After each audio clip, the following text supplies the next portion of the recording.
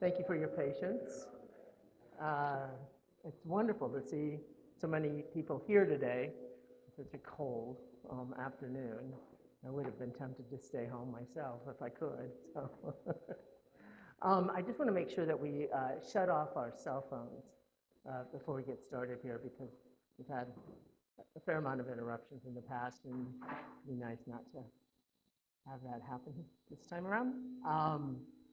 I can't even begin to tell you how excited I am to introduce Dr. Niobe Way to everyone. I've gotten to know her through her work primarily. I've been reading some of the books that she's written over the past few years and have found them to be a wealth of insight into boys and young men.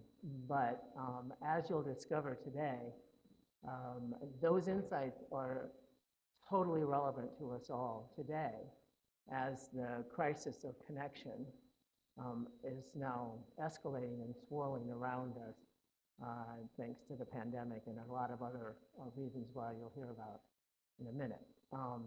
But by way of introduction, the list of things that Niobe has done in her long career is so long I have to actually read it, so we'll put on some glasses. So Dr. Way is a professor of developmental psychology, currently at NYU. She's the founder of the Project for the Advancement of Our Common Humanity there. She's a past president of the Society for Research on Adolescence and co-director of the Center for Research on Culture, Development, and Education. Her work focuses on the intersections of culture, context, and human development, with a particular focus on social and emotional development and how cultural ideologies influence developmental trajectories. Now, if you understand that, then you have a much better ability to comprehend. Niobe will tell us what it's all about.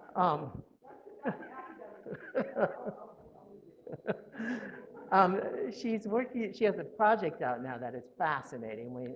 I had the opportunity to read about it in a manuscript that she shared with me for today that hasn't yet to be published. But it's called The Listening Project, which aims to foster curiosity and connection in and outside of middle schools. She also teaches a course, it's a core course for undergraduates at NYU called The Science of Human Connection.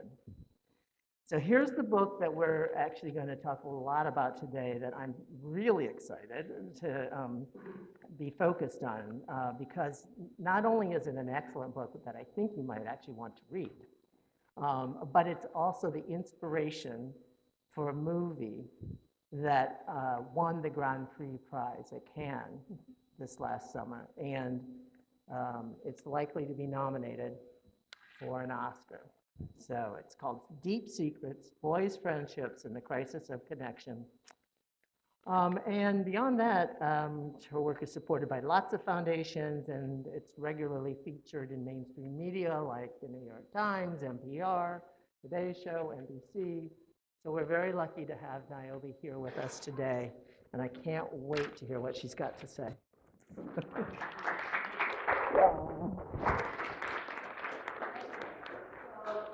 So delighted to be here, I can barely stand it. So I am going to talk to you today about my work, but really what I want to do is engage with the audience in terms of your questions and also your resonance or questions you have as I give this talk. So I am not a boring academic speaker, I just want to tell you. I don't do the academic thing. I actually don't even do that with academics because I want to keep it in our own experiences. What I'm about to share today, you already know because you're human and you already know the desire for connection. So I'm going to tell you a story that boys have told me since 1987. So I've been listening to boys and young men and girls and young women as well, but I'm going to focus on boys and young men today for almost 35 years. And they've told us a story about themselves, but also about humans and what's getting in the way of us treating each other like humans. And also they've shared a lot of insights about the solutions. And I'll talk about the solutions, and then we'll have a conversation with Mark. We'll have a conversation, then we'll ask for your questions. But before I get started, I'm going to have you do a little exercise. Sorry, for people who don't like exercises. You're going to turn to your neighbor, and I'd like you to introduce yourself. If you know the neighbor, you can just say, if you know each other, you can just greet each other. But I want you to do hold on, one thing. I'm going to ask you one thing. So a lot of what we'll talk about today is when Mark used the fancy academic term of cultural ideologies, what I really mean is values, the values in our culture.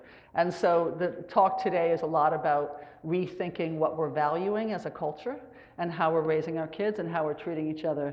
And I want us to rethink that through what the boys teach us about. They're asking us to do that. They're asking us essentially to care. And so this is a request to care. So if you could share with each other your name and something you value. That's what I want you to do right now. Turn to your name and something you value. Go ahead.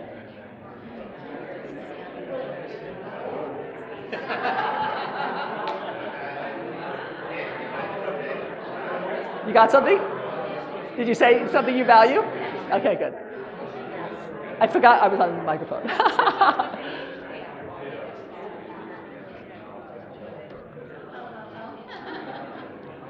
Should I be in? Okay. Okay, good. So we're going to start with that, and I'll wait.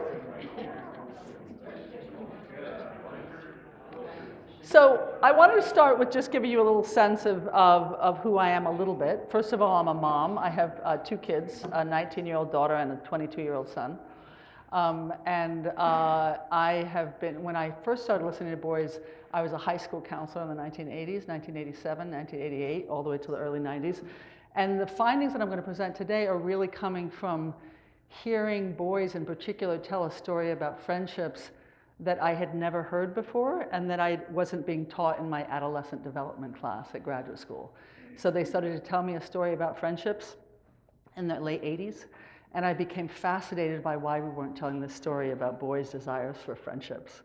So then I started investigating it with hundreds and hundreds of boys, and I've now done the work around the world and all sorts of places. So what I'm presenting today is a story of American boys, but it really has relevance to all humans around the world. So let's get started.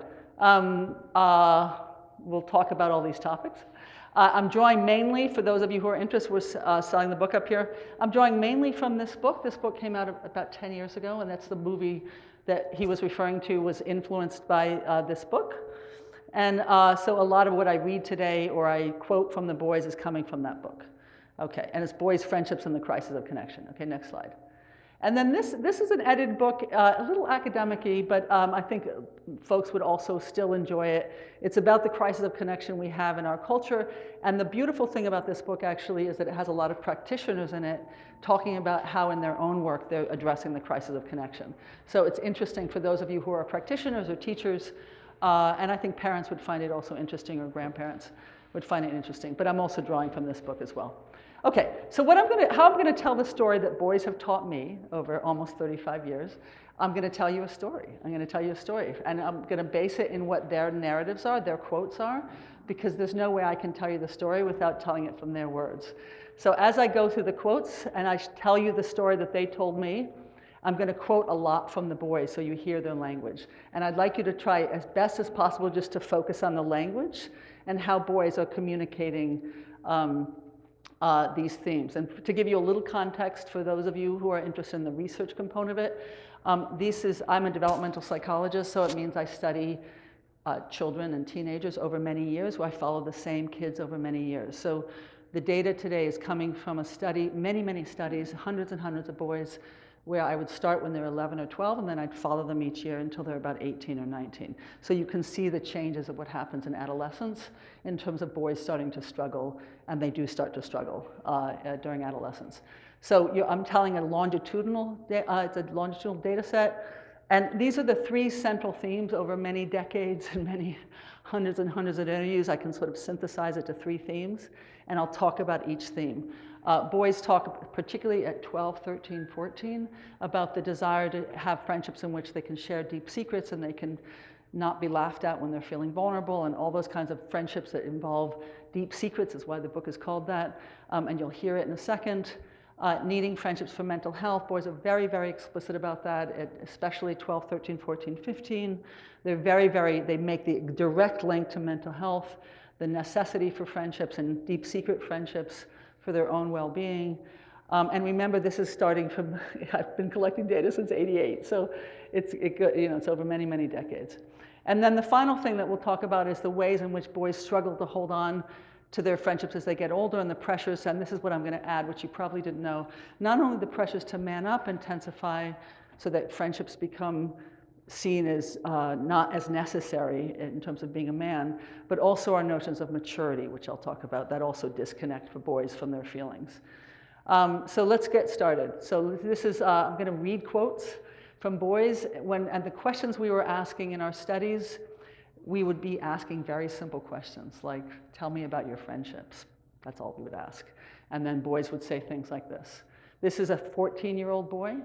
My best friend and I love each other. That's it. You have this thing that is deep. So deep, it's within you. You can't explain it. It's just a thing that you know that that person is that person. And that is all that should be important in our friendship. I guess in life, sometimes two people can really, really understand each other and really have a trust, respect, and love for each other. It just happens. It's human nature. So what's beautiful about this is not only the expressiveness of it, that's true for 80% of the boys in my studies sound like this at some point in their teenagehood. This is the way they talk about when you get them one-on-one and there's a safe space for them to talk about what they want or what they have. Sometimes boys don't have those friendships, but they want them. And so that idea of deep intimacy. And what's interesting about Justin's one, that's not his real name, but he calls it, it's human nature. So he's making what his own desire is a matter of human nature. Okay, next quote, same theme. I've got two best friends, Willie and Brian. Like sometimes when me and Willie argue, me and Brian are real close. Then when me and Brian are not doing so good, me and Willie are real close. It's like circles of love. Sometimes we're all close. And again, this is 13, 14-year-old boys. And I want to tell you, because I still work with boys around the world, actually, but definitely in New York City, boys still sound like this. So this is not a dated finding, by the way, just if you're wondering. Okay, next one. My ideal best friend is a close, close friend who I could say anything to, because sometimes you need to spill your heart out to somebody, and if there's nobody there, then you're going to keep it inside. Then you'll have anger. So you need somebody to talk to always. And these are just, you have to imagine, these hundreds and hundreds of boys talking like this. Okay, next one. Okay, my best friend could just tell me anything and I could tell him anything. Like I always know everything about him. We always chill. Like we don't hide secrets from each other. We tell each other our problems. And what's interesting to me about these quotes, especially against the stereotypes of boys, is that a lot of it was about talking. So one of our classic stereotypes is we think boys like to do things together and girls like to talk. And the boys overwhelmingly, when asked about what they want in their close friendships or what they have, was literally about talking and being able to share things that are too either shameful or vulnerable to share with other people. Okay, so the idea of talking was something that 13 and 14 and 15-year-old boys definitely underscored. Okay, next one. If I'm having problems at home, they'll out-counsel me. I just trust them with everything, like deep secrets, anything. Okay, next one. And I'm showing you a lot of quotes about this theme. I won't do it for all themes, because this is the one that nobody believes. Right? This is the stereotype that nobody believes. Okay, the anti-stereotype. It's like a bond, we keep secrets, like if there's something that's important to me, like I could tell him and he won't go and make fun of it, like if my family is having problems or something. And this is an interesting thing which we can talk about later, the whole notion that the sort of the way of being, a sort of stereotypic boy and masculinity is about making a joke about everything. So if you can't take a joke, then you're not being a man. And so the idea is that boys explicitly talk about actually being able to share things where they're not made fun of. So that whole sense of that joking that my son insistently tells me doesn't hurt his feelings, it actually, boys in the safety of their own space, they actually reveal that it does hurt their feelings. And my son has told me for many years it doesn't hurt his feelings. Okay, so then finally, I think this is the last quote I have for this theme. You know, this is asking about a question, and this is about a little dated, a little 10 years ago, I think. You know, on that Christmas day, my friends and I all slept in this little bed. It was little, we were like squeezing, and then we were listening to this cheap radio. My friend got a cheap radio. We were turning it like a low volume and listening to songs at like 12:30 at night till 3 in the morning. We were not all listening. We were talking about secrets, and then that's how I know my best friends, right? So that whole, again, that's talking is critical to knowing their best friends. Okay, then I think let me see the next slide. Okay, one more. We always tell each other everything, and like I know everything, something happens, and I save it for my best friend. And then I think the final one. What I like most about my best friend is the connection. It's like you know how you know somebody for so long, you can talk about anything, and you won't even think, oh, what are they thinking? You just talk. Next one. One more. I think I saved the last one for this is gets me every single time I read it. Yeah, because my best friend is like a second person you could speak to. It's like how the kids carry a little teddy bear or whatever, and when they cry, they'll hold it and stuff.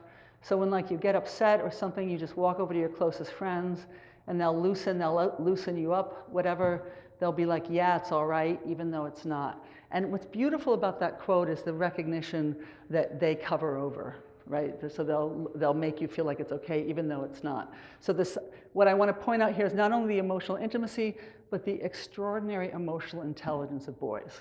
They know exactly what's going on, even if they don't fess it up to you. They know they're very, very astute, and they make very, very astute observations about the human world. And that's one of them, right? That basically boys fake it's okay, even when it's not. Okay, now I think we're on to theme number 2. One more? Okay. You can see I wanted to make a point. I mean, I can like joke around with my friends who are not close, and like if I'm having trouble with my classes, like if somebody knows the subject better than me, like I'll ask them, like, yeah, it's pretty much like that, not too deep though. I wouldn't tell them like my 2 secretest things, not too secretive. Yeah, like about a girl or something, I mean, that's the deepest, nothing deeper than that though. With my best friends, I will tell them my deepest secrets. Okay. The second theme is the mental health, and this I'll just give you a few quotes. When asked about the friendships and the importance of why friendships are important, you need friends to talk to sometimes, you know, like you have nobody to talk to, you don't have a friend, it's hard. You got to keep things bottled up inside, you might just start crying or whatever. Like if a family member is beating on you or something and you can't tell a friend, you might just go out, just, you know, do drugs, sell drugs, whatever. Next one.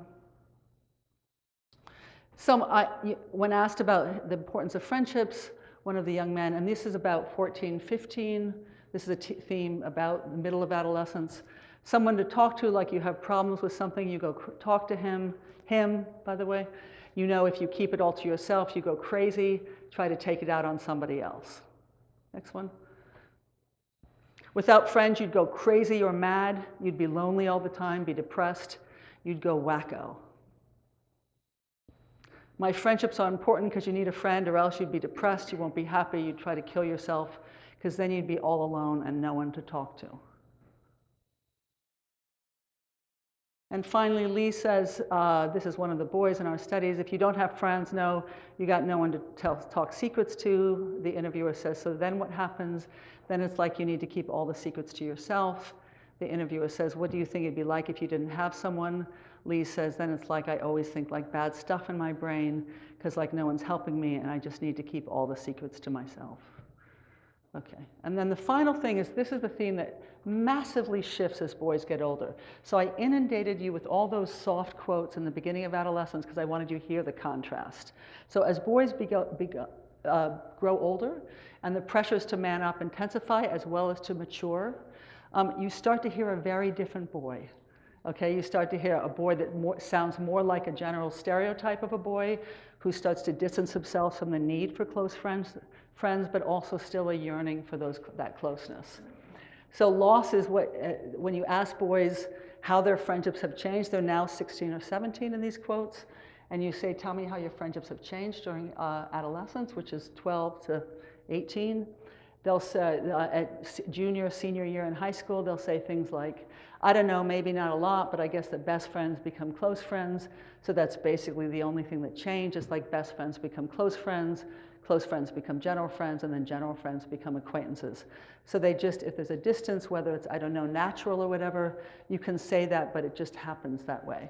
So what's interesting is this is that same boy, remember the first quote I gave, where he says it's human nature to connect? And then what he's basically doing is making that the disconnection he's making natural too. And what we oftentimes do in our culture, and Mark and I are going to talk about it, is we take what is culture and we make it into nature. When in fact it's a culture that's leading boys to disconnect from their desire for close friendships. Okay, another quote. Like my friendship with my best friend is fading, but I'm saying it's still there, so I mean it's there because we still do stuff together, but only once in a while it's sad because he lives only 1 block away from me and I get to do stuff with him less than I do get to do stuff with people who are way further. I'm like, yo, it's like a DJ used his crossfader and started fading it slowly, and now I'm like halfway through the crossfade. Is that poetry or what? Right, so, and this is how boys are talking about what happens to their friendships as they go through adolescence, the loss of them over time. Okay, next one. We used to be close as far as always being around each other. Now it's just we're apart, like as far as like if I need them, they'll still be there. If they need me, I'll be there. But as far as like always being together, we're not as close as we were before. And I think I'm just going to only do one more quote because I want to get to the story, the larger story. So we're going to skip some of the things after this. Do you have a closer best friend this year? Not really. I think myself, the friend I had, I lost it. That was only the person I could trust, and we talked about everything. When I was down, he used to help me feel better. The same I did to him, so I feel pretty lonely and sometimes depressed because I have no one to go out with, no one to speak on the phone with, to tell my secrets or to help me solve my problems. Why don't you think you have someone? Because I think that it will never be the same, you know. I think that when you have a real friend and you lost it, I don't think you find another one like him. That's the point of view I have. I tried to look for a person, you know, but it's not that easy. So what you hear is, and you can skip this one, we'll go. Yeah, you can keep on going, and you can stop here. So actually, would you go back, just so I want to say something before we get to this slide? Yeah. So what I want you to hear is the loss in boys in the way they talk about their friendships, but I also want you to pay attention to a couple things. So one of the things that we heard in these quotes that were repeated that don't make for a sort of nice quote, so they're not up here, but I'll tell you, is we heard things like no homo come up when we'd ask questions about friendships. So early on, we would never hear no homo when they would talk about their friendships. They just talk about them in this lovely way. And then as they got older, they started to use that in a joking term. You know, we're close, no homo, we like to hang out, no homo, we talk, no homo. So it became obvious that all of a sudden, what was a natural human desire for connection all of a sudden became gay and also girly. They also said things like, I'm growing up now, I shouldn't have to tell my feelings to other people, I can do things on my own, I don't need to share it. So you heard definitions of maturity in there, that growing up means not depending on other people and not sharing your feelings. So you heard both, implicating both our notions of what it means to be a man, but also, this is a profound point I'm making, because the boys teach me this, what it means to mature. So the idea of maturity being about self-sufficiency and not needing other people and being able to deal with things on your own is an essential part of how we define maturity, but as all the people sitting in this room know, that the ability to have mutually supportive relationships is equally important in the notion of growing up. And boys recognize that to mature and to become a man, they need to disconnect from their desire for deep connection with, especially with other men. Okay, let's go to this one. So boys teach us essentially a 5-part story. I'm going to run through this very quickly. I'm going to show you how the exact same story is repeated in the larger body of science, and then Mark and I are going to have a conversation. I'm going to run through this very quickly. They teach us when I say they teach us, what I'm talking about is what are their interviews, their hundreds of interviews over many years teach us about what it means to be human and what gets in the way, and they teach us lots of things. So the most important thing that I emphasize with a lot of quotes today is that humans need close relationships. It's human nature. And that may sound like not a very interesting insight. We all know that. But actually in this me culture, in this self-absorbed culture, that's a radical insight.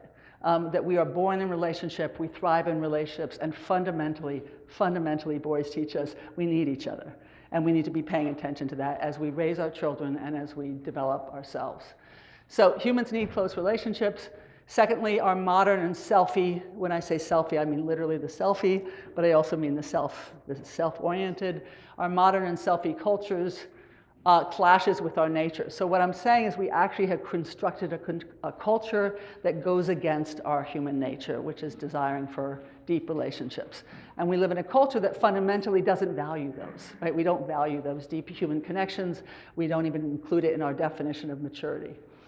Okay, then this clash, the clash between culture and nature, the modern culture we've created, the selfie-oriented culture, clashes with our human nature and our desire for connection.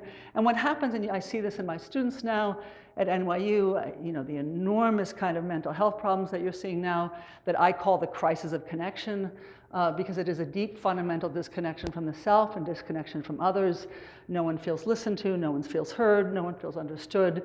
They are, my students, my 18 to 20-year-old students are just devastated. I mean, they are just a mess. They're a mess. And their sense of feeling disconnected. When I start to tell them that it's not their fault, that it's actually a larger cultural problem, they feel a sense of huge relief because they all think it's their fault. Because we think in individuals, we don't think in culture. So they can't believe that it's not their fault.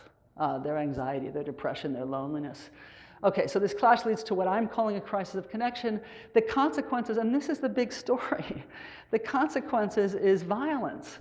I mean, the violence you see, whether it's suicide, whether it's a homicide, whether it's all sorts of sexual assault, all sorts of violence you see, comes from essentially, we know this from the research, we know it even from rat research, that if you isolate rats and humans, I hate to equate them, but the studies show the same thing.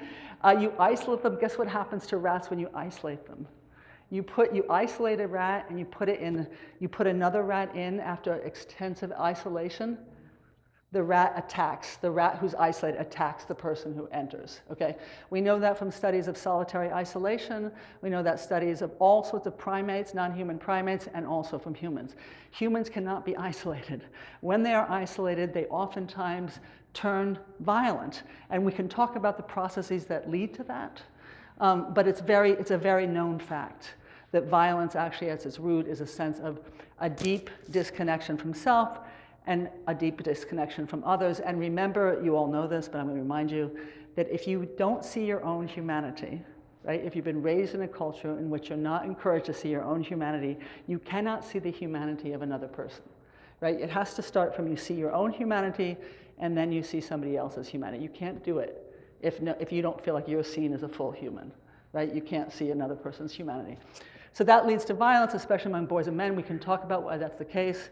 And the solution is to, of course, I'm going to say this, is to nourish our human nature, is to create our institutions in our homes and our churches and all the places that we gather, that our focus really as parents, as grandparents, as aunts and uncles should be fundamentally, exclusively to nourish those human connections and help people build healthy connections. And that's what the boys are asking for and they're teaching us. So very quickly, Mark, I will do this quickly, I promise. I want to show you something fascinating. The boys teach us this in 35 years of research. Okay, they teach us this story, right? By the way, if you look at their stories, that's what they're teaching us. About 10 years ago, I discovered that the larger body of science tells the same story. In the social neuroscience, in the primatology, in the biology, you get the same exact story about who we are as human, what gets in the way, the clash between culture and nature, the consequences, and the solution. Okay, so I'm going to quickly show you to give you evidence. Go ahead. Franz de Waal, a primatologist at Emory, beautiful book called The Age of Empathy. He says about humans, he studies humans and non-human primates.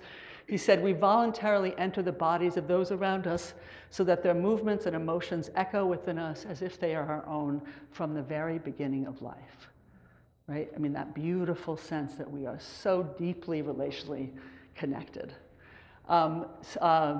Matthew Lieberman from Social, Why Our Brains Are Wired to Connect. We are wired to be social. We are driven by deep motivations to stay connected to friends and family. We are naturally curious about what is going on in the minds of other people. We will spend our entire lives motivated by social connection. by that sense of what is going on in the minds of other people.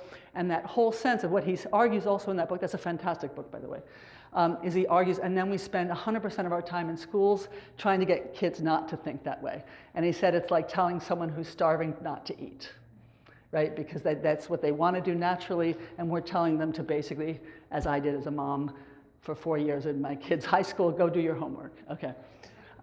So that's the first part. The second part of the story, which is exactly the set what the boys teach us, is that our culture gets in the way of our nature. Infant brain, this is a neuroscientist. Infant brains are so malleable that what begin as small differences at birth become amplified over time as parents and teachers in the culture at large unwittingly reinforce gender stereotypes. So we're reinforcing it, and then guess what happens? By the time we're grown up, we are fully aligned, for many of us, with gender stereotypes because we've been trained to believe that it's biological rather than cultural. Okay. The third part of the story is one we already know. We've seen it in the newspaper every day. The crisis of connection, it's everywhere. The growing levels of distrust. I can send this slide to people. I have lots of data on this. Decline in empathy over time, increase in depression and loneliness.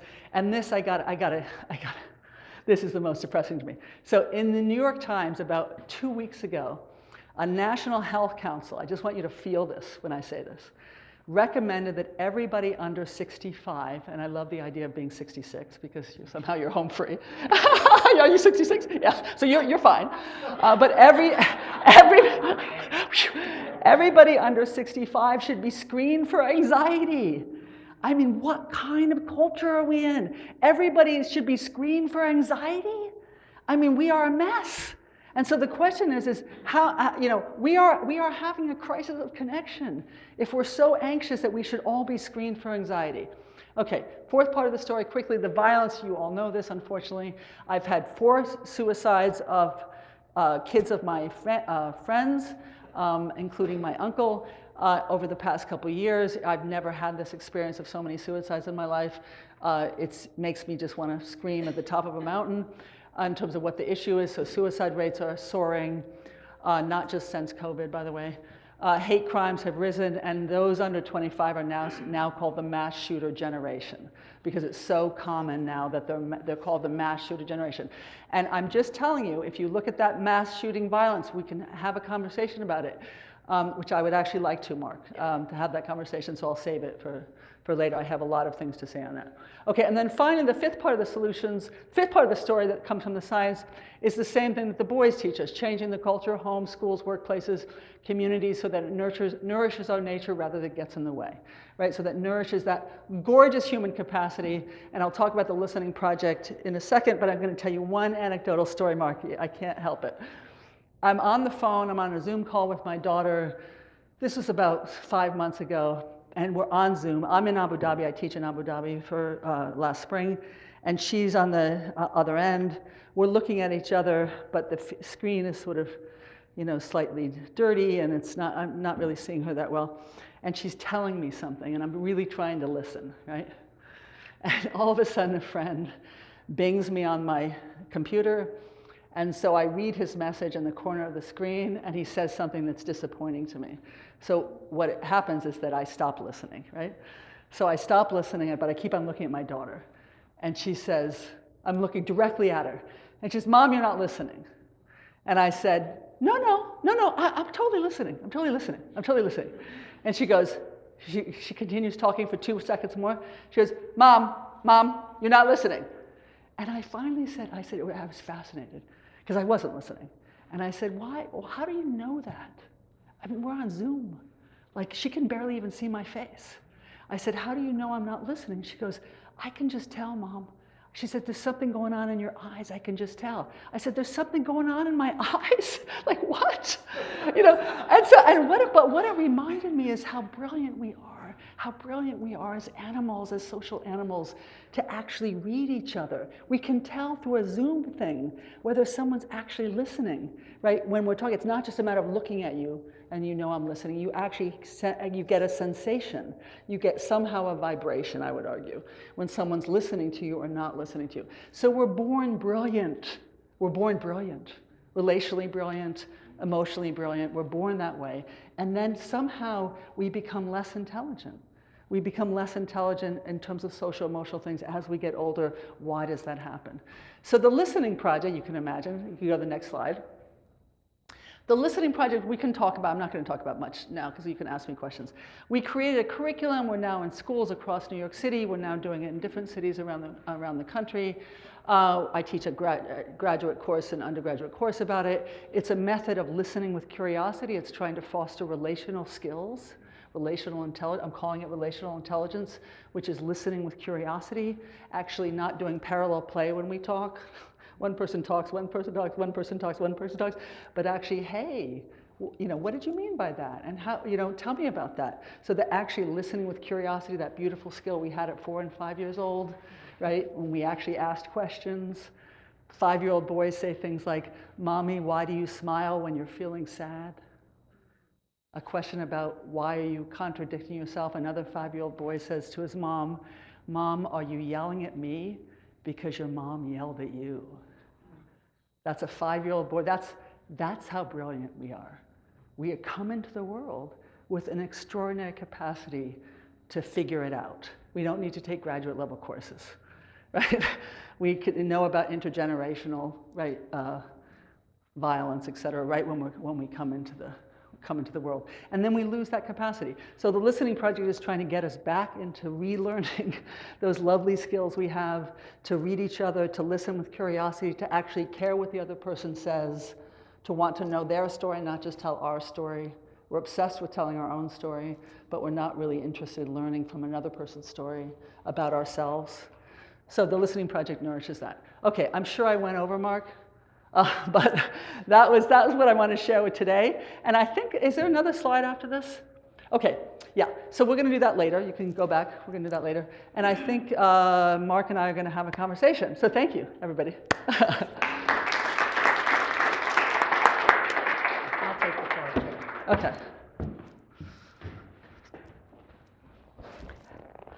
This was the part I was looking forward to. Oh, that was wonderful. Oh, good, good. We went out for lunch just before this, and we had 30 minutes, and 45 minutes passed. We almost missed this presentation. So there's so much to talk about here. And I'm feeling like I'm not close enough to you. Yeah, So I feel the same way, yeah. Reset a little bit, because then you won't be able to tell whether I'm listening. Yeah, I want to be able to feel.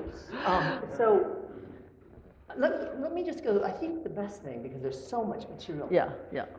is to kind of go in and try to dig in and underscore some of the things that you just said. So where I want to go back to is that moment in high school where there's this great disconnect that goes on for the boys that you've been studying. And it's so interesting to me because a lot of what you just said is sort of dispelling the great myths that we have about boys, right? That we're not emotionally intelligent, that we can't show our feelings and all, because early on in life, we absolutely are. Very fluid. In that language. But can I just add? Yeah, can go you ahead. remember your question? I want to add something to that. Yeah. So one of the interesting things about doing work on boys and getting people's reactions, and a lot of reactions from fathers and all sorts of folk, is that they oftentimes think my message is that we should let boys cry. And I always say, first of all, if that's the way you interpret my message, you're misinterpreting my message. Because this is not about whether we should let boys cry. Because to me, sometimes you need to cry, sometimes you shouldn't cry. Sometimes you should be stoic, sometimes you should be soft. It doesn't matter. It's about recognizing what Mark just said, which I really want to score.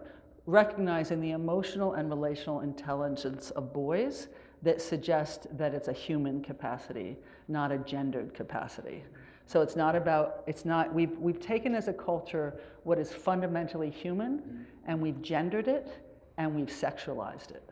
And that's fundamentally the problem with the culture, is we've taken something that literally in the neuroscience and the baby studies shows that we're born this way, with a hard and a soft side to us. We have a stoicism and a vulnerability all at the same time. The yin-yang, what we were talking about at lunch. And those work together. But we've gendered it and we've sexualized it, and that's where we've gotten into trouble. So that boys don't think it's normal. They don't think it's normal. And girls also don't think it's normal when boys act like that, right? So the idea is boys will say, I'm going to share one thing, boy asked me when he was, this is when you cried in the book. Yes. I did cry. So Mark did cry, and I did encourage him to cry. I said, cry, Mark. I texted him, he made me cry. A boy in the audience, I was presenting to 150 boys. 5th grade to 8th grade. If anyone knows 5th grade to 8th grade, that's pretty impressive, right? 150, right? They were all sitting still. It was amazing. So a boy raises his hand, which is, I will never forget it. And he said, who did you write this book for? Isn't that an amazing question? And I said, I was sort of caught off guard because I was like, what? That's like an incredible question. And I said, I wrote it, I think, for parents and teachers. And he said, why didn't you write it for us? And I said, and he said, because then we would feel less alone. And that, right? And that whole thing is that boys think that these feelings are weird, right? They think they're the only ones that have it. And so I have so many stories of boys initially seeing these quotes and saying, that dude must be gay. And then the minute I say 80% of boys and men sound like that at some point during their adolescence, they all of a sudden start sharing their stories of the same stories, but they just, sorry. But the point is it's normalizing it, right? You're normalizing a human capacity rather than gender and sexualizing. So I'll go back to your question, but I just wanted to make sure the audience really understood, it's really important. right? That the issue is that we've gendered something that's not gendered. Right. And we're going to come back to that.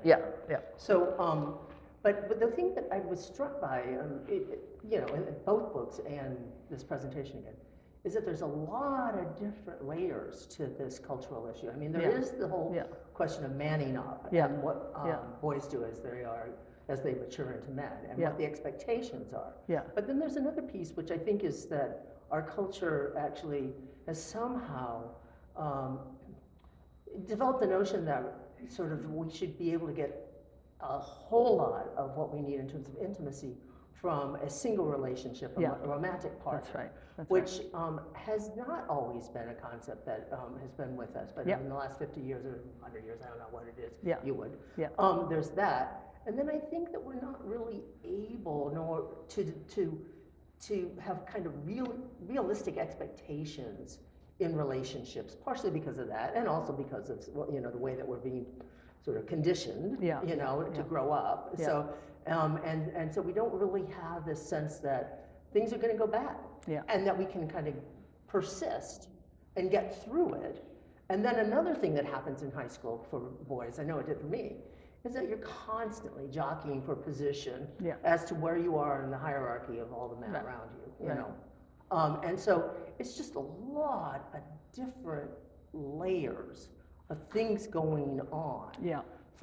And we always talk about peer pressure in high school, but this is something else entirely. This is like a cultural thing that is shaping our identities as we mature, right? So I hear three questions, at least three questions in there, so I'm going to try to address each of them. So one is that remember, so I don't like the term toxic masculinity, and I'll tell you why I don't like it. Because ultimately it suggests that the problem is with our definitions of masculinity. And that's like a symptom of the problem. It's not the problem. The problem is a culture that essentially puts hard over soft. So anything we associate with hard and the self and independence is on top, and everything that's relational and emotional is on bottom. That's not human, right? That's not a human model, because we are soft and hard. So if you live in a culture that puts hard on top, what we consider hard on top and soft on bottom, everybody's going to suffer, particularly those who are forced to be on top, right? Because they're not able to show their soft side. So the idea is, once you call it toxic masculinity, it sounds like, first of all, the problem is boys and men, right? And it's not the problem with boys and men. Secondly, it's not a problem, the definition of masculinity. It's the problem, the definition of being human, right? Like it's really the problem is how we've defined humans. So if we see humans as defined as having a hard side and a soft side, we need stoicism as much as we need vulnerability. We need independence as much as we need interdependence. We need our hard, beautiful, able to think for ourselves, as well as able to think about the other person. We need both of those qualities. They're just part of who we are. So it's a problem with the definition of being human. And once we blame it on boys and men, and I get this when I do radio shows all the time, once we blame it on boys and men, what do you think that does to boys and men? for you boys and men in the room? What does it do to you when you get blamed for the problems of the culture? Just say it. What? I get angry. Yeah, thank you. I'm going to be crude. It pisses you off. It pisses you off. I get phone calls. Men will call in on the radio when I'm on the radio, and they'll say, "Interesting, ma'am, but the reality is women think men are trash. So we can't live in a society in which women think men are trash." And I will never disagree with that, because the problem is that, I mean, I'll never push back on a comment like that, because all we're doing is we're blaming each other, right? We're saying the problem is boys and men, the problem is girls and women, the problem is, right, certain groups of people, when we're not stepping back and saying, no, the problem is the culture we have created and that we're raising our children in. So I'm just going to say very clearly to all you grandparents, parents, non-parents, adults, professionals in the room, if we raise and educate our children to go against their nature, we should not be surprised that some of them grow up and struggle, right? Because we're raising them to go against their nature. And I'm going to out myself right now because I'm sure you'll resonate. I alluded to before, I spent 4 years of my daughter's life in high school, this gorgeous creature called my daughter, asking one question. What was it? Did you do your homework? Did you do your homework? That's all I asked for 4 years. I just asked, did you do your homework for 4 years? That's all I was asking. You know, what's your homework? Did you do it? Did you do it? Why did you do it? You didn't do it time. What grade did you get? What grade did you get? What grade? I mean, that's all I was asking her. This is a gorgeous human being that all she wanted is to have deep friendships. Same with my son, right? My son had it on the soccer team, but all both of them ever wanted in high school is to have good friendships. Right. And all I cared about is their grades. You are what you produce. Right? Right? Our culture, you are what you produce. No, that's what I'm saying. And right now my daughter, I'm not going to, right, my daughter's a college student, they're doing fine, my kids are fine. My daughter is hyper anxious, she definitely struggles with anxiety problems. And I would say, I'm not going to blame myself because that's too easy, but I will blame the culture, right, that creates these anxiety problems, because it's not about who she is or who my son is, but it's about, did you do your homework? And what is that about? So the second question, so that's the hard stop. The second question was about friendships. And that's just weird to me. I mean, we have a whole history in philosophy, in psychology, in the history of humans, of friendships being a core part of communities and friendships being core to who we are. I mean, middle-class couples in the late 19th century took their best friends on their honeymoons, right? No, seriously, right? I mean, the assumption was that you lived in communities where you had lots of close friends, and plus you had your partner, and in fact your partner oftentimes was not actually your close friend, right? Your partner, you basically had a family together, but you had other people who you got your emotional sustenance, right, from. So we have a whole history, hundreds of years of that. Philosophers have written about it. Aristotle, going back to Aristotle, we have, men's letters to each other, friendship letters in the 19th century. We have hundreds of them, women's letters as well.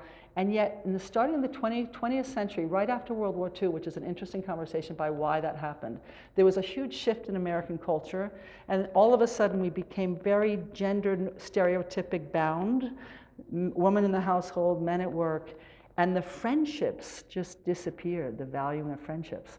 So all of a sudden we're putting all our emotional eggs into one romantic basket, right? So that it becomes only about having a romantic partner, and friendships just start to fade. And guess what happens? Right at that time, starting in the 60s and 70s, is when you start to see literally the language. This is in the research, Google research. You start to see us using the words we and us less. And I and me start to shoot up, starting in the 1970s. So that the collective pronouns start to fade out of our language. I mean, that should give you the chills, right? And we start to not value friendships. And friendships, as everybody in all cultures around the world know, are essential to our physical health, mental health, right? Our ability to even have good romantic relationships is dependent on the quality of our friendships. We know that from the research. The best thing to do in a struggling marriage for all you married people is to have a friendship night with separate friends. That's the best thing you can do for your marriage, is actually have relationships outside of the marriage. And I'm talking about friendships, and childhood friends, whatever it is. So we don't value friendships, and we don't value it with our kids, and our kids struggle because all they care about is their friendships, as all parents and grandparents know that. There was a third question. You said something about different layers. What was the third question? Does anyone remember? I don't know. Persistence in relationships. Let me think about. You said, shoot. You said something, there was a third point that you wanted me to talk about, and I don't remember what it was. We'll come back to it. Yeah. Okay. So we've talked a lot about boys, but I have to say, in reading both books, I was struck by the impact of what you were writing about on women. Yeah, girls and women. And I feel like women are kind of at a double whammy, maybe even a triple whammy going, because on the one hand, they're being actually asked to compete in a culture that is very much driven by this model, right? That we've created, that values individualism, that values output, that values all that stuff, the hard stuff. Yeah. And at the same time, it's a culture that devalues many of the capacities that we have gendered as feminine, that we know are essential to our well-being. And then the triple whammy is that women carry a lot of the emotional baggage for whatever their social unit is, because they are sometimes, not always, but oftentimes, more conditioned to be conversant in those capacities than men are. Yeah. And so it's like, wow. And I mean, I know this exactly from my sister's experience as an oil and gas executive, competing in that business. I mean, the things that she has had to do as a woman, no human should have to do, period. But as a woman, it's really, it seems to me it must be really hard. And I just thought maybe, I mean, what you would, how you would respond to that. I mean, the thing that I want to underscore is, yes, I think it is hard for girls and women for lots of different reasons, in terms of the qualities associated with them are not valued, so that the girls and women don't value it themselves, and they don't value things that we see as feminine are not valued.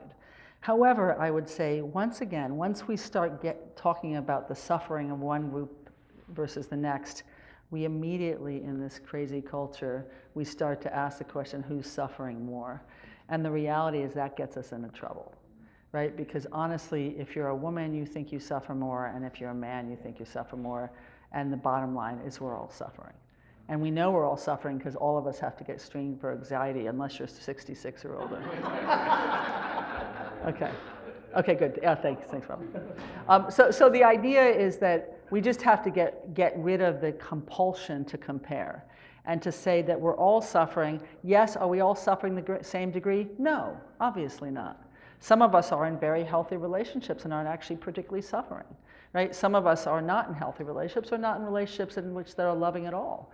Some of us are, because we're low income or whatever it is, suffer in life, and some of us who have more money don't suffer less in that way. But the point is that if we weren't all suffering, we would not be in such a mess. Right? We're in such a mess because we're all suffering to different degrees. If you treat boys and men as if they're only half human, meaning they're only the hard side and not the soft side, you're not going to produce healthy men. If you treat girls and women as they're only half human because all they are is soft and not hard, then they're not going to grow up to be healthy people. If you, and I'm going to pick on something controversial, even with this audience, if you have an alternative gender pronoun, which is increasingly common among young generation, and I'll tell you why I'm going to pick on it. The idea of it is actually quite revolutionary and quite interesting. That the idea of it originally was, from the younger generation, is to get out of the gender binary, right? The he is hard and the she is soft. They don't identify with either, so they want to be a they. Totally fine. And I actually think it's sort of creative, actually, to try to get out of this gender binary. But if we recognize that the problem is not just a he, she, it's the stereotypes aligned with a he and aligned with a she that's the problem. that the gender pronoun thing is not solving that problem. And so what happens, actually, what you see in my data with the younger generation, is the gender pronoun, having the third alternative of they, is actually reifying the he, she. So if you're not a they, can you follow me? If you're not identified with a they, meaning you're not a he or she, then you're more aligned with I am a she in the most stereotypic sense, or I am a he in the most stereotypic sense. So you get what I'm saying? So it's actually reinforcing, it's not intended to do this, but it's reinforcing the stereotypes. So we're now actually saying, when you ask my undergraduate class a week ago, what's the stereotypes about femininity and masculinity? You would have thought we were in 1952. You would have literally thought you were in 1952.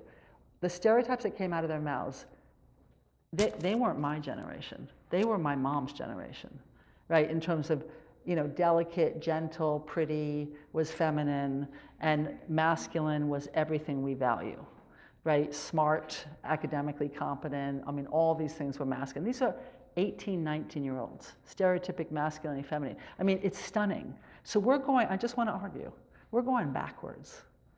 And so the idea is, because we keep on missing the boat, and I'll say one thing, even though it wasn't a question, but I want to plug it in here. Part of the problem is that we keep on seeing the symptom of the problem as the problem.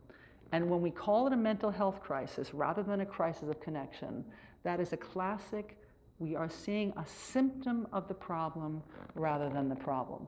The problem is a crisis of connection, a culture that doesn't value caring. 80% of parents, according to a Harvard study, value academic achievement over caring. 80% of parents value academic achievement over caring, kindness. Okay, if you live in that culture, you're going to have problems. You're going to have problems. So it's going to be very depressing, it's going to be very anxiety provoking, it's going to be very lonely. So we have to stop calling mental health problems as the problem. It's a symptom of living in a very brutal, harsh culture. Okay, so then to bring it on our last thing, I want to make it a little bit more positive so it doesn't sound so depressing. The good news is, this is the good news, this is good news, I promise. The good news is, listen to those kids early on. Listen to the 5-year-old boy. What's the good news in that? I want someone from the audience to tell me what the good news is in that early adolescent childhood stories. What's the good news in that? What's the good news in that? It exists. Exactly. We're born with it. We're born. We have the capacity within ourselves already to create the culture that we need to flourish. We already have it in us. We were born that way. So what we need to do actually is bring in what we learned from children and teenagers about what it means to be human, to then build our schools, our homes, our workplaces definitely, our communities, that actually says, what did we learn from listening to young people? This is what we learned, and we want to infiltrate these values into our community, and show, and so that they actually get, we're actually learning from them, listening to them, Kids always say you're not listening, because we're not listening. Listen to them and actually remind ourselves that we were born with extraordinary capacities to connect. And I see you wanting to go, yeah. So I own a child care center. Yeah. And I actually, now that you're saying this, Yeah. I almost can see It's being recorded, so they want to get okay. you. Yeah. I can see parents beginning to start this gender stereotypes at a very young age. Yeah. So I guess my question is, you're saying you're doing this on a high school level and a middle school level. Yeah. It needs to happen. Yeah. It needs to happen for the parents of these children. Yeah. Because it has to start there. Thank you for saying that, because we are now starting to go back. We're now about to begin working with 5 different kindergarten classes, because we're having the same realization that basically you can't start in middle and high school.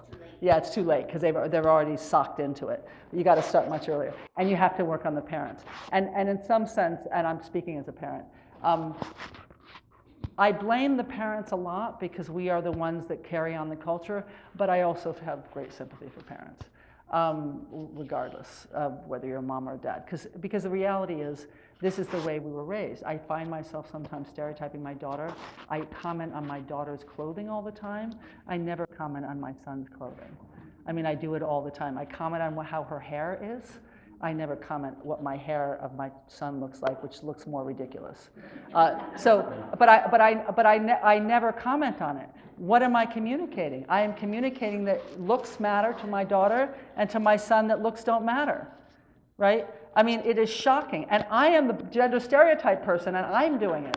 So, no, I'm just saying, it's bad. It's bad.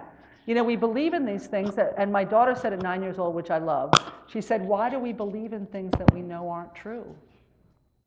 She said, why do we believe, in hearing gender stereotypes, she said, why, about math, she's very good at math. She said, why do we believe in things we know aren't true?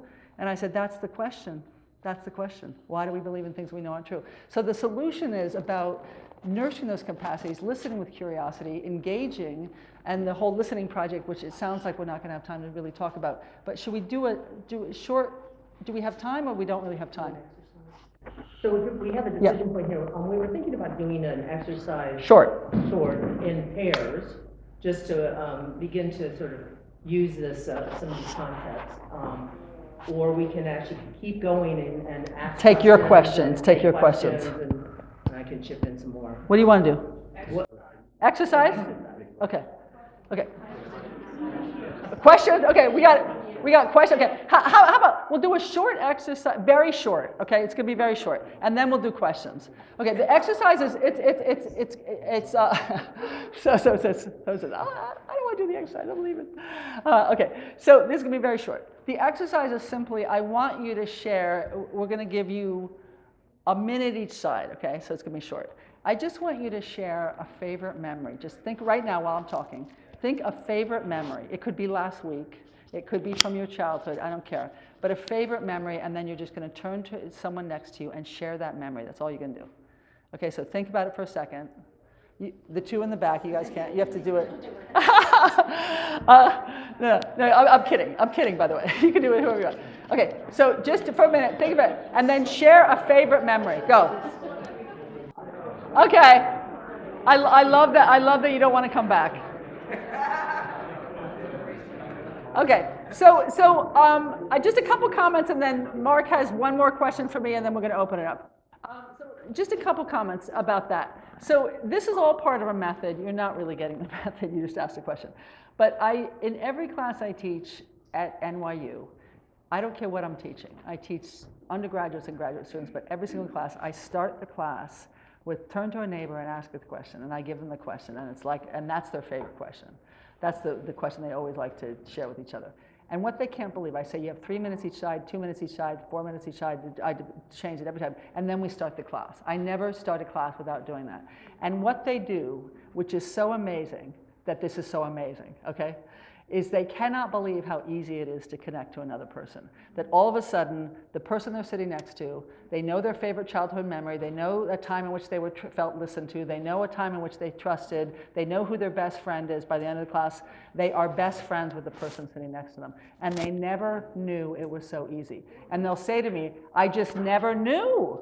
And I'm like, you did know. When you were little, you did know, because you asked a ton of questions and it drove your parents crazy. Okay, so you did know, you just forgot. But they can't believe it. And I've even had kids on the spectrum who will say to me, I'm on the spectrum, and I've even had a kid ask me, which it made me cry actually. He said, do you mean those questions that you get us to ask each other at the beginning of class, could I use them if I want to become friends with somebody? And I literally teared up. And I said, I'm going to start crying now. It was a really intense moment, actually. And I said, totally. You can totally use those questions. And he said, cool. You know, like he said, I'm going to try it out.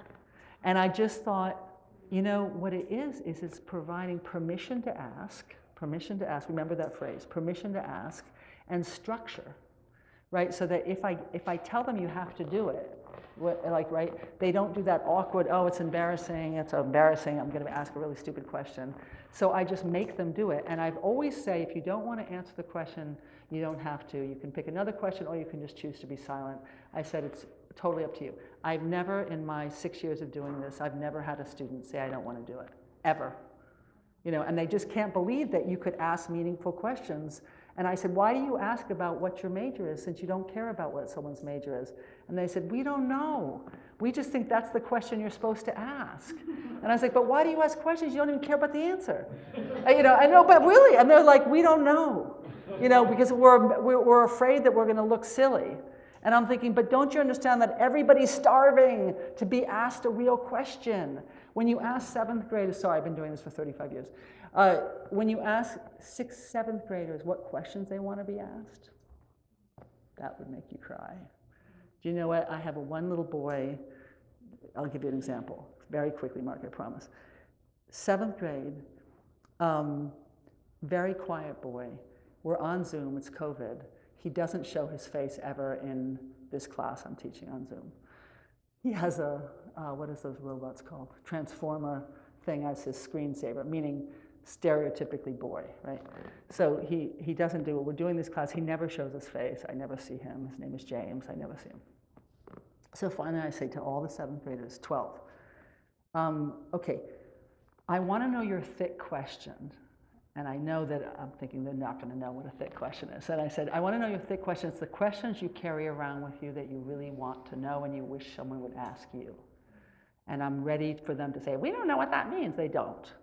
Okay, so I say, so just, we'll go around the circle. Everybody will do their thick question. And I decided to start with James. And I said, James, so what's your thick question? And I hear this, and I said, James, if I can't hear you, you got to speak up. Tries again, I can't hear him.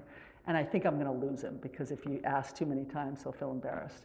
So I said, James, we really want to hear your thick question. Can you just speak a little louder? So he turns on his video. You see this beautiful little 12-year-old's face, and he goes really loudly into the microphone. I just want to know where you feel safe. That's the 12-year-old question, right? And they all had those kinds of questions. When I get interviewed by 12-year-olds, you know what they ask me when they interview me? Because as part of the training, they have to interview me. They know I'm divorced. At the time I was divorced. Are you ready? 12-year-old questions. Do you still love your ex-husband? Does he know that you still love him? How do your kids know? Do your kids know that you still love him? How does that show? These are questions that 12-year-old boys ask me in a group interview. I'm just telling you. Gorgeous, precious, amazing questions that get at the heart of humans. And those are the questions they ask when given the permission to ask, rather than being told, it has to be a good question. Doctoral students, by the way, are terrible at asking questions. They're horrible. They're crappy. And why are they crappy? You're nodding. Why are they crappy? Yeah, we've knocked it right out of them. And so what they're interested in is asking a smart question. So they'll say, this is my question. Is that a good question? And I'll say, I don't know. Is it meaningful to you? But they'll ask a convoluted question, and to be very academic-y for a second, they'll ask a question like, what's the influence of this as it relates to this moderator and this mediator and this thing? And I'll say, what's your question? And they'll say, well, I want to know how this relates to this. And I'll say, no, what's your question? What do you want to know? What do you want to know in that? They can't do it because we smack it right out of them, right? Just a simple question. I want to know the meaning of love. I want to know what it feels like to, I had another kid on the spectrum say to me, his question was to me, what does it feel like when you are in love? What does it feel like when you are in love? Right? Those are the questions that humans want to know, right? Those beautiful, gorgeous questions about what does it feel like to feel like when you love someone. Okay. Now I know we're running low. We are. I'm just going to ask this question, and then maybe we'll run a little bit long. That's all right. But we've been talking a lot about culture, and I have to say that it really triggered a sort of a set of reflections that in my work life, I've spent a lot of time in positions where I had the responsibility of actually developing and carrying the culture for the organization.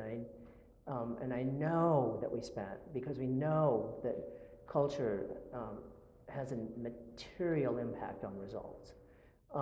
And I spent a lot of time with the senior team being very thoughtful and intentional about what we really wanted the culture of our organization to be like, and you know, trying my very best to model it. On the other hand, I also know that we also spent a lot of time in a more bottoms-up approach of really just working with everyone in order to build from the ground up, from the water supply, what was important to them, and find the commonality between us. That because you know we do gravitate as human beings to others, and it was very clear by going through that process that there were some shared values, and that once we actually identified those, the culture just kind of bubbled out of that. And so I'm just curious, I mean, of course, you know, the culture of that we've been talking about is so huge, it's not like it's a company. But, but I think there's some of the same dynamic of, especially, you know, those of us who are in positions where people are looking, like, you know, parents and your sons are looking to you, where there's just, you need to model the behavior, but at the same time we need to like dig in. And I just would love to hear your thoughts about that. Well, you know, I mean, again, it's you know, if we listen to young people, we'd be in a better space. So if you start from the premise, I've been talking a lot about curiosity, that curiosity is essentially how you connect. If you are not curious about another person, you cannot connect to them. We live in a culture that doesn't nourish curiosity. In fact, we think it kills cats, right? I mean, that's our only expression we have about curiosity is this. I mean, it's that curiosity kills the cat. So the idea is that we think, and we even call interpersonal curiosity gossip, which is we see it as a negative thing. It can be a negative thing. But gossip is not interpersonal curiosity. Gossip is sort of saying bad things about people. So the idea is that we don't nourish curiosity, but curiosity is necessary for human connection. If I'm not curious about you, I cannot connect to you, you cannot connect to me. So if you look at the models of mental health, the Surgeon General Vivek Murthy just came out with a whole model of mental health that's being spread on Twitter and LinkedIn, et cetera, et cetera. There's no curiosity and there's no listening in this model of mental health. There's equity, belongingness, all good things. I mean, you know, those are all good qualities. Those are all good things. But there's no listening, and there's no listening with curiosity. And ultimately, we're not going to solve the mental health problem if we're not curious. And we don't build connection of sort of what's your experience. And this is the other thing, not just what your experience is, but what can I learn from you about the world and also about myself by learning about your experiences. So that real curiosity that we have. So going back to the culture of corporations, it's the same thing. When you look at leadership training, I promise you, if there's listening, it's just the dumb kind, meaning don't interrupt, right? And in fact, if you're really curious, you often interrupt, by the way, because you say, right? You say, what do you mean by that? What do you mean? And then what happened? And then what happened, right? So you actually, interruption can be a good thing if it's a curious interruption. So it's don't interrupt, or it's simply, you know, I remember reading a book about listening that said, make sure you remember to breathe when you're listening. And I say in my sort of snarky way, honey, if I'm paying attention to the way I'm breathing, I'm not listening. You know, when I listen, right? I'm all there. I'm listening. In fact, I probably have some weird expression on my face, and I'm probably not breathing because I'm just listening to what you're saying and trying to follow what you're saying. So curiosity needs to be enfolded into schools, into corporations, all ways of actually building connection, building community, and understanding that without curiosity, we cannot have a functional workplace, because also what can we learn from other people about how to do things? Right? I mean, all the fundamentals. And I know we have the capacity to do that because we know what 4-, 5-, and 6-year-olds sound like, which they're asking questions all the time. So the idea is that the culture, the values, is not just the values of valuing love or valuing belongingness or valuing connection, which I would say most people at this point would probably say they value that. It's actually valuing curiosity. It's valuing, right, not just intellectual curiosity about the world, but interpersonal curiosity. What's going on in the thoughts and, thoughts and feelings of other people?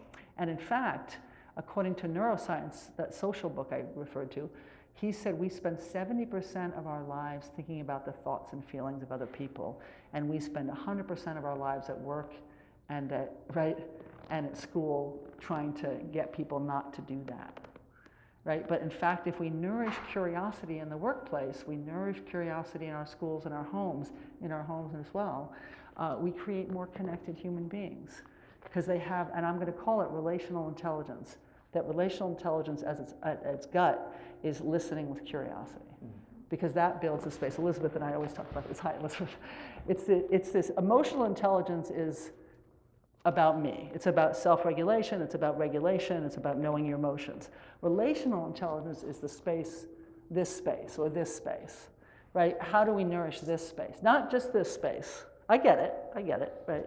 You need emotional intelligence for relational intelligence. But actually, if we just focus on this space, what do we get? We get people that are self-absorption. Self-absorption. So yes, I need to breathe, I need to self-regulate, I need to do this. I mean, that's all good. I'm not mocking it at all. But it's not nourishing this thing. And this thing is listening with curiosity. And that, I would say, relates to the boys. You may think, how does that relate to the boys?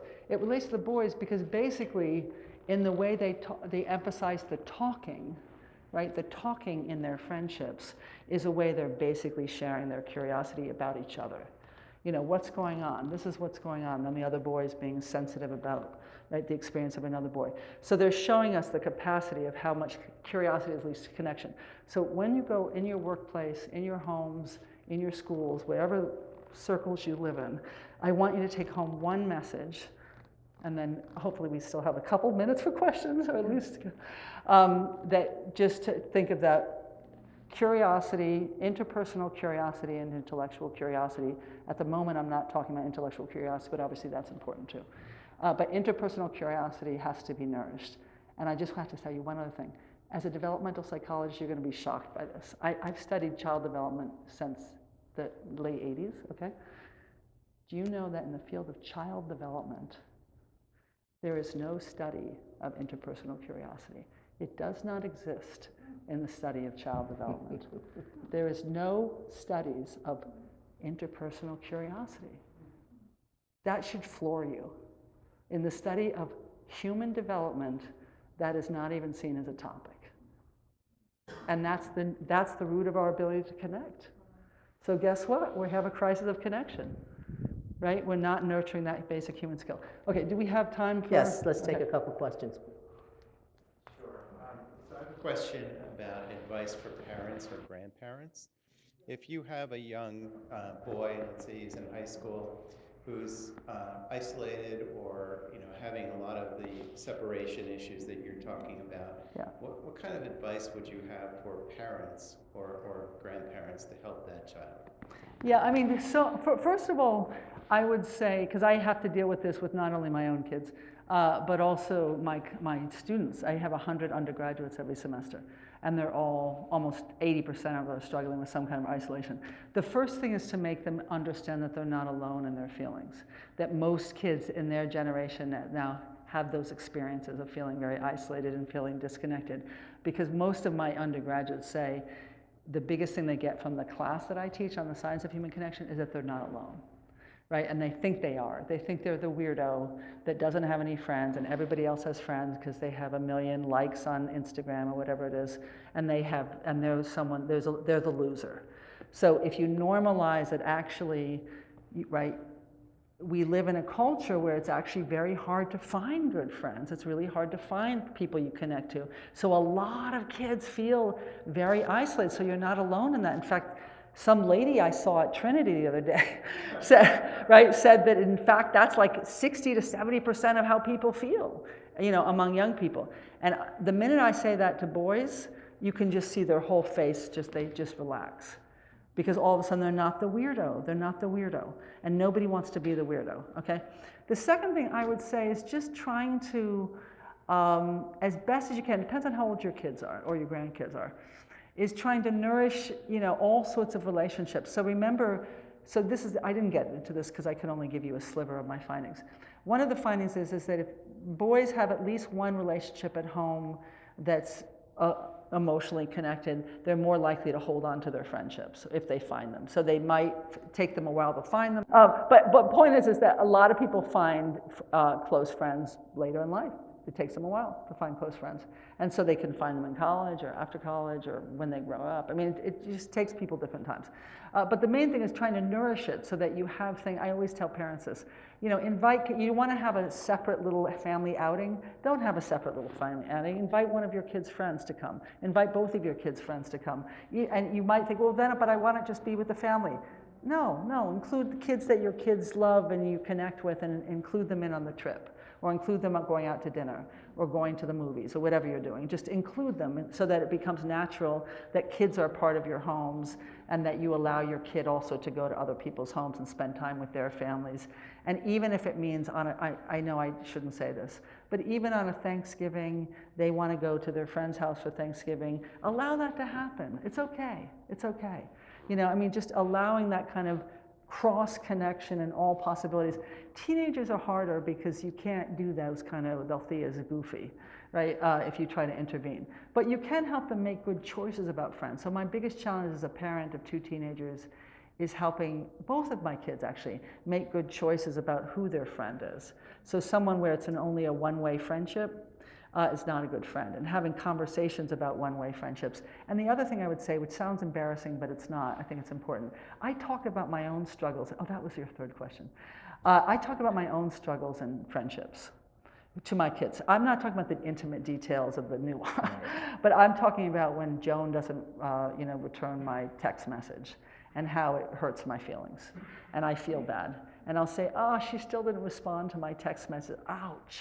That makes me feel super bad that she didn't respond, and I've written her like 3 times, and she still hasn't responded. And you know, with my daughter, I'll say, and sometimes with my son, what do you think I should do? What should I say?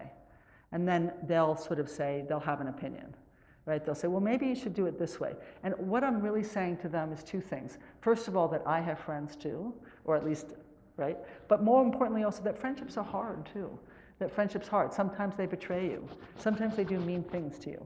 And that's ultimately part of being relationally intelligent, is trying to find out who do you stick with and who do you actually just move on from.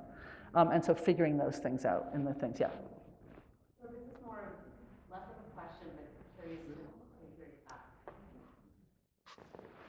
I have 2 boys, 13 and 9. Yeah. My 13-year-old, his whole life, social butterfly, extroverted. Also, though, the parents of his friends very easily would get together, play dates. Just, it was easy. My 9-year-old, bless his heart, just can't catch a break. I say it's the hustle. I am hustling for my kid. I am constantly reaching out to parents trying to get play dates going for my son. He's on the shyer side. He doesn't have problems making friends. It's the parents. I can't get a response to an email. I can't get a response to a text message. I'm hustling, emailing the teachers, emailing this person. I know. And it's like, can you just respond so we can get our kids together outside of the home? Yeah. And I don't know if it's the difference of 3.5 years and there was a shift in the parent psyche with play dates or something. But I did find in some of my conversations with some of these parents that they would say, oh, we don't really do play dates, or I'm a little nervous about letting my son go to someone's house, and we do a whole family day where we'll come to your house, like all types of different responses. And I'm just let your child be a child. So it's been like a real struggle, and I'm just curious to get your thoughts on how can we try to shift some of these parents' mindsets to like let their kids play and have these interactions, because my son is just starving. Yeah, I mean, I this is going to sound really silly, but I'm not meant to as a silly thing. I would share what you learned today. I'd share articles that you find. I'd share the video of the presentation or parts of it or whatever. There's other people close to this movie that's about to come out. I mean, it's actually a very tragic film. I wouldn't have kids see it.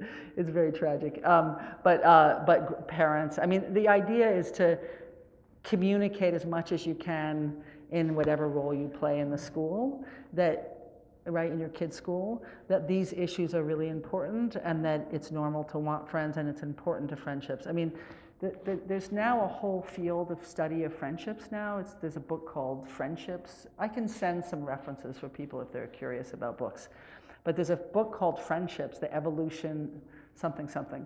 And it gives basically the whole history of why friendship should be at the center of how we think about healthy humans, and the importance of them for all academic achievement, by the way, the importance of them for psychological and physical well-being throughout the lifespan.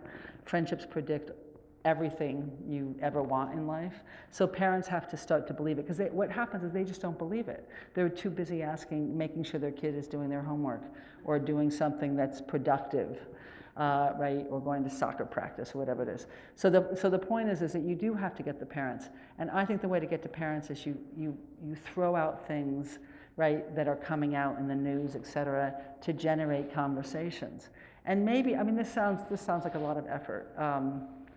But I'm always talking about it. All I can say, I'm always talking about it. And I'm always also fessing up to the own ways I didn't see, so that it's not about saying, well, you're really doing something wrong there. But say, actually, you know, God, it's so hard. It's just so hard.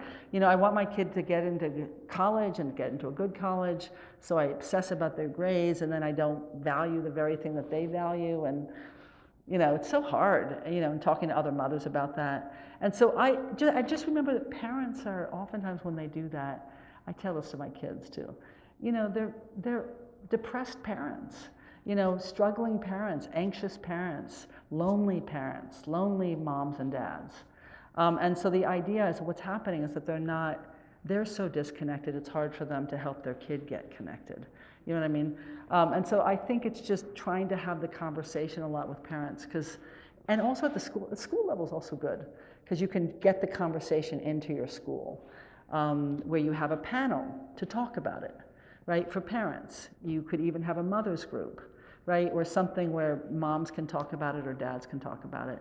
I just think it's making it normal, right? That's what the boy said, who'd you write the book for, right? And it's just making it normal that everybody needs this, and you need to put effort into doing it. But I resonate. It's the biggest thing I struggled with when the kids were little, is parents just not responding to me.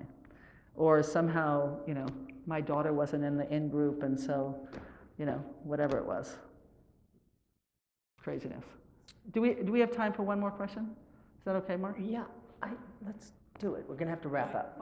Just a suggestion that to encourage how you could encourage people to read your book, or there's more than one book, in groups, like a book reading group, so that people can read it together, Yeah. moms of certain age kids, Yeah. or grandparents, Yeah. or teachers, or whomever, and they can read it as a, you know, a book reading group, Yeah. and then they can discuss it. Yeah. Because there's a lot of wonderful books, but if it's done in isolation, it Yeah. kind of tends to fall, Yeah. almost like you can't hear it. It's like in the middle of in the desert. So Yeah. I want to make that suggestion. Yeah, no, that's fantastic. I mean, basically, this is an easy way. So I discovered when another talk I gave to an all-boys school, it was all boys, and I decided I wasn't going to give a speech because that would bore them. So I just put quotes of the boys up on the screen, and I said, I'm just going to put quotes from boys, and you're going to tell me what it means and why they said it. So you had a whole group of boys reflecting on what those quotes meant and why the boys said it. And before you know it, one boy after the next was raising his hand saying, how do you make a friend? How do you keep a friend? You know, what happens when you have a conflict with a friend? We were having a whole conversation about friendships, and all I did was just show a bunch of quotes and said, you guys are the expert, you tell me what it means. And so you could do that in groups, you could read it with your sons, you could read it with your daughters too. Because she's going to say, well, what does that have to do with me? This is about boys. But the reality is it's affecting her too, right? Not just in her relationship with boys, but in her relationship with girls too. So the idea is read it with your kids. It's written in a way that has a lot of quotes in it. So it's written in a way that, skip chapter 2. That's a little academic. You skip chapter 2. But it's a little academic in chapter 2. But the rest of the chapters are quotes and then talking about boys, what boys thought and the struggles they face, etc. So read it with your child. Read it in a group. And then there's short little pieces that come out, 2-pagers, which you can do with parents if they don't want to read something. There's a TED Talk that I gave at one point with these findings. So watch the TED Talk, it's 15 minutes, and then have a discussion. And there's also other good work, and I'm going to send some ideas for the audience for other things to read. But I say, talking about it, the biggest thing I can say, I said this on your radio show that we did with Gwen. She said, I want one thing. And I said, I'm going to tell you one thing because I know we have to end. The one thing I can suggest you do is you normalize it. That we are born in relationship and we thrive in relationship and all we want is each other. And normalize that human desire. And that's all you got to do the rest of your life. And then what you do is you help build, right, healthy human relationships in your own lives and with each other, and then you change the world. So that's my last. I think we're going to have to leave it there.